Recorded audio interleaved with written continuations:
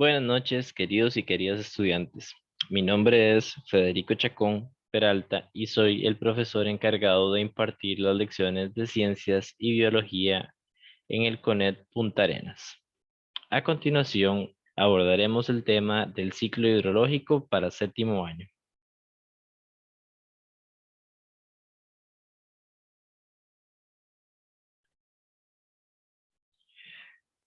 El movimiento del agua a través de la Tierra se denomina el ciclo hidrológico.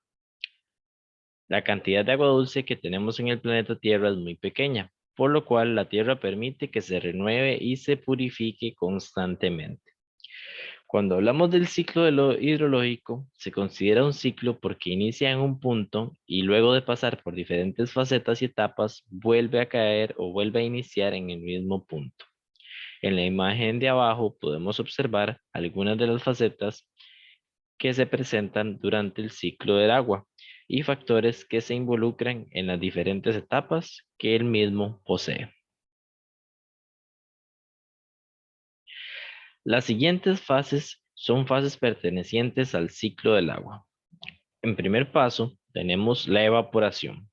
Podemos marcar la evaporación como la fase de inicio de este ciclo.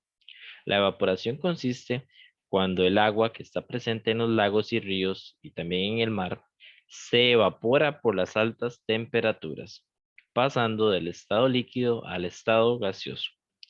El agua evaporada se va a concentrar en las nubes. El siguiente fase o etapa se llama condensación. La condensación es cuando el agua que está en estado gaseoso en las nubes se condensa y pasa de estar a estado gaseoso a estado líquido. Generalmente, la condensación se da cuando las corrientes de viento mueven las nubes hacia lugares como las montañas, donde podemos encontrar temperaturas más bajas. Estas temperaturas bajas facilitan el proceso de la condensación del agua en las nubes. La tercera fase o etapa que tenemos es la precipitación. La precipitación consiste en la ruptura de las nubes y la caída del agua de manera o en estado líquido hacia la tierra. De esta manera, la precipitación generalmente se da cuando las temperaturas son más bajas. La precipitación cae en las montañas y luego baja por medio de la escorrentía hacia los diferentes lugares como ríos y lagos. Se le conoce como escorrentía al proceso donde el agua fluye libremente a través de las diferentes superficies de la tierra, antes mencionadas, como por ejemplo los valles, los cuales canalizan las corrientes de agua a través de los ríos. Estos, a su vez, llegan a los lagos, los cuales son grandes depósitos de agua dulce. La infiltración es otro proceso que podemos observar durante el ciclo del agua. La infiltración consiste en la absorción del agua en las diferentes capas de la Tierra, las cuales pueden llegar a acumularse en los diferentes niveles subterráneos. La fusión del agua ocurre cuando ésta se encuentra a temperaturas de menos 0 grados, convirtiendo el agua en estado líquido a estado sólido y procediendo de esta manera a la formación de los glaciares. Actualmente, los glaciares son fuentes de agua de la calidad más alta porque se consideran agua pura. En algunos países del norte se practican algunas situaciones como lo que es la pesca de glaciares. De esta manera, algunos individuos en sus barcos se acercan a los glaciares y rompen las diferentes capas. Luego, el hielo que obtienen de los glaciares se derrite y se embotella y se comercializa como agua pura de glaciar a un costo bastante elevado. La evotranspiración es una de las últimas fases o etapas que podemos observar durante el ciclo del agua y consiste en la evaporación del agua tanto del suelo como por medio de la transpiración de las plantas. De esta manera, el agua que se evapora, tanto por transpiración como por evaporación del suelo, se va a situar en las nubes, dando inicio al nuevo ciclo de condensación, precipitación y escorrentía. La purificación del agua.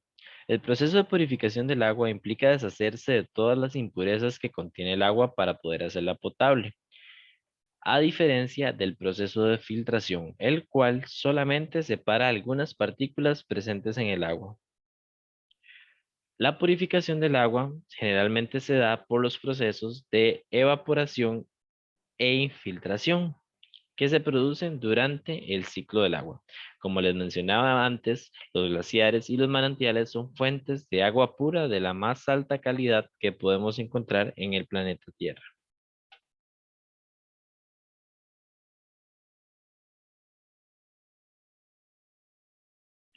La importancia del ciclo del agua. En los siguientes puntos podemos observar que la regulación de la temperatura de la superficie del planeta se da por medio del ciclo del agua, el cual nos ayuda a mantener las diferentes temperaturas en las diferentes localidades del planeta Tierra. La disponibilidad del agua para las distintas necesidades de los organismos. Todos, incluyendo todos los organismos vivos que habitan el planeta Tierra, son dependientes de el consumo del agua. El ser humano, por ejemplo, está constituido en su gran mayoría por agua, la cual se encarga de dar forma a nuestro cuerpo y ayudarnos con las diferentes funciones del mismo.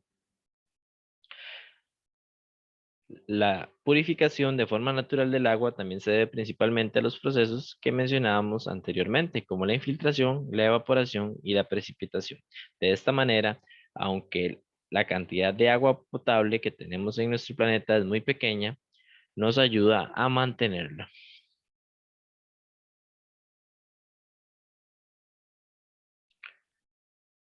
A continuación, podemos observar algunos puntos de relevancia del agua para los seres humanos.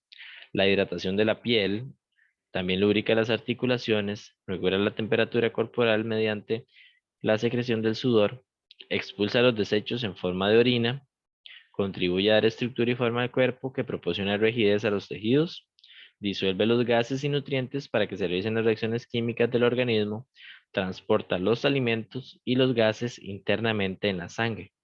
El tejido está formado mayormente por agua.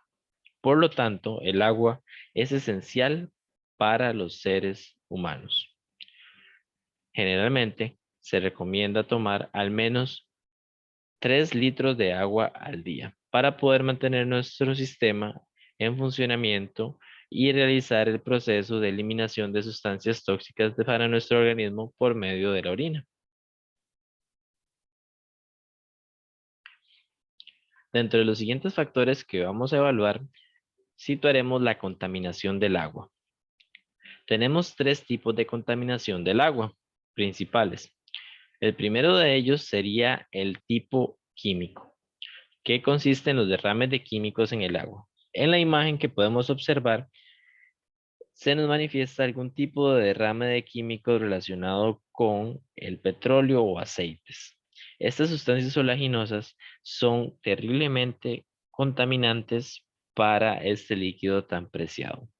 Algunos casos han llegado a causar la contaminación de millones de litros en los océanos, casi siempre generados por los derrames de petróleo de los barcos que los transportan o las plataformas que se utilizan para extraer este tipo de combustibles fósiles. El siguiente tipo de contaminación del agua es el tipo físico. Cuando hablamos del tipo de contaminación física, hablamos de los desechos, por ejemplo, de tipo plástico o madera en el agua.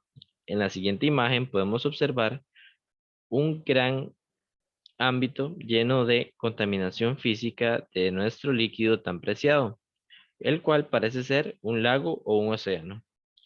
Estas cantidades de plástico llegan hasta nuestros lagos o hasta nuestros océanos por el mal manejo de los desechos sólidos que hace el ser humano. Porque, por ejemplo, si ustedes observan, la mayor parte de los desechos son botellas de plástico. Este plástico es reciclable de una fácil manera. Sin embargo, el mal manejo que hacemos nosotros de nuestros desechos pueden ocasionar este tipo de contaminación. El siguiente tipo de contaminación incorpora los agentes biológicos. Cuando conversamos sobre agentes biológicos nos referimos a los restos de comida o desperdicios en el agua. Generalmente este tipo de contaminación sucede en algunas casas. Podríamos observarlo inclusive hasta en nuestros hogares, donde los desechos sólidos que se producen, digamos, de restos de comida o desperdicios de tipo líquido, van a dar a los drenajes, que a su vez se van a filtrar en el suelo. El cambio climático es un tema muy importante, el cual abordaremos a continuación. Básicamente es la variación de los diferentes climas que están presentes en el planeta Tierra, el cual se debe a modificaciones que se han ocasionado gracias a la implicación del ser humano.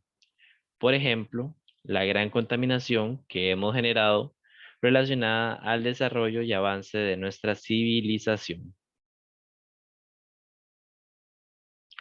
Algunos factores del cambio climático son naturales y otros son de fuente humana. Dentro de los factores naturales podemos observar los fenómenos que alteran el clima y que no implican la participación del ser humano. Por ejemplo, la erupción de los volcanes, los deslizamientos, entre otros tipos de cambios o factores naturales. Dentro de los factores humanos podemos encontrar lo que son las actividades de las personas que modifican el clima. Por ejemplo, la deforestación, la emisión de gases, y otros factores realizados directamente por influencia del ser humano. Algunas de las consecuencias del cambio climático son las siguientes. Modificación del régimen de precipitaciones, que considera un comportamiento inusual de las lluvias, lo cual podría originar lo que son sequías e inundaciones de manera masiva. El calentamiento global, que básicamente lo que haría es aumentar la temperatura en nuestro planeta, inclusive causando el derretimiento de los casquetes polares. Los deslizamientos se dan cuando los suelos se vuelven inestables, ya que absorben gran cantidad de agua proveniente de la modificación del régimen de precipitaciones y los suelos de las laderas pueden desprenderse y causar accidentes. El siguiente punto que evaluaremos sería el efecto invernadero. Cuando conversamos del efecto invernadero, tenemos que tener presentes los rayos que emite el sol. Esta radiación solar ingresa al planeta Tierra a través de la capa de ozono. Sin embargo, debido a la gran cantidad de contaminación que se ha generado por la urbanización, las fábricas y el desarrollo de la civilización humana, se han acumulado grandes cantidades de gases en nuestra atmósfera, impidiendo de esta manera que los rayos que entran de la capa de ozono provenientes del Sol puedan salir de nuevo. Entonces, a la hora que estos rayos se quedan encerrados dentro de nuestra atmósfera, se reparten por todo el planeta, generando un aumento en la temperatura del mismo, semejante al funcionamiento de una olla de presión. A la hora que la energía que entra no puede salir, la temperatura aumenta a nuestro alrededor y comienzan a producirse una serie de impactos negativos. Muchas gracias. Me despido de ustedes esperando que este material sea de apoyo para sus estudios. Se despide Federico Chacón.